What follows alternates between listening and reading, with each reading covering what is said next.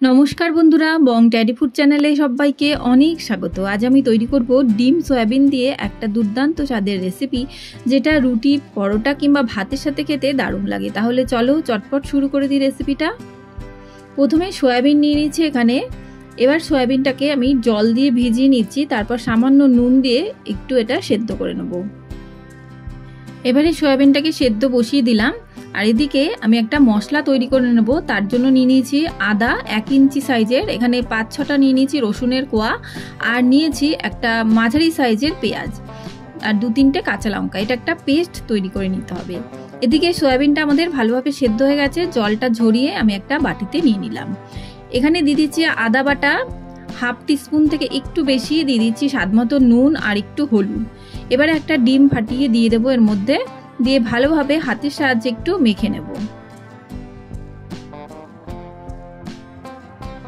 ভালোভাবে মেখে নিলাম সয়াবিনটা। এবার কড়াইতে দিয়ে দিলাম সর্ষের তেল। তেলটা ভালোভাবে গরম করে নিয়ে কিছু ডুমো করে কেটে রাখা আলু আমি ভেজে নেব।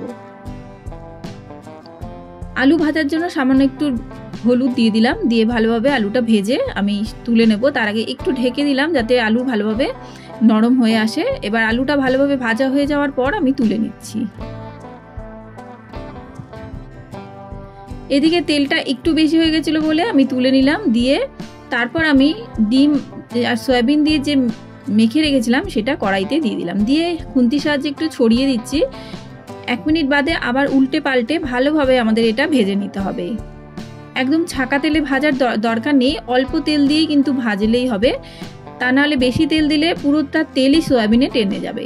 এবার বাকি তেলটুকু দিয়ে আরও একটু সর্ষের তেল আমি দিয়ে দিলাম।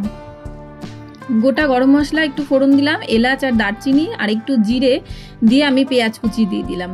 পেঁয়াজটা একটু আমাদের ভেজে নিতে হবে। পেঁয়াজ ভালোভাবে ভাজা হয়ে গেলে যে পেস্টটা তৈরি করে রেখেছিলাম আদা, রসুন আর কাঁচা লঙ্কা, সেটা দিয়ে দিলাম। এবার দিয়ে দিচ্ছি হলুদ গুঁড়ো, দিয়ে ভালোভাবে আমাদের কষাতে হবে যতক্ষণ না কাঁচা গন্ধটা চলে যায় মশলার।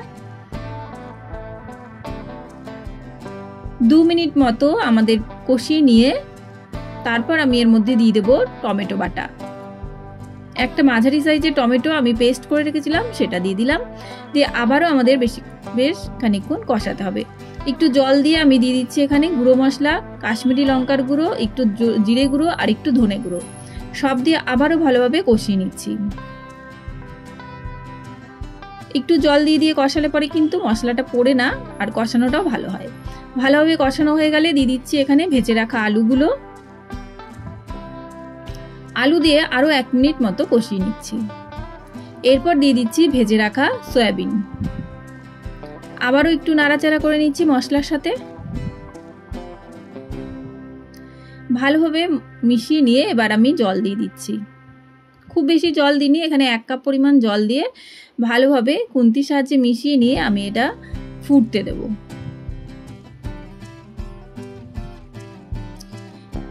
ভালোভাবে ফুটে গেলে আমি একটু ঢাকা দিয়ে গ্যাসের ফ্লেমটা লোতে রেখে 2-3 মিনিট একটু রান্না হতে দেব।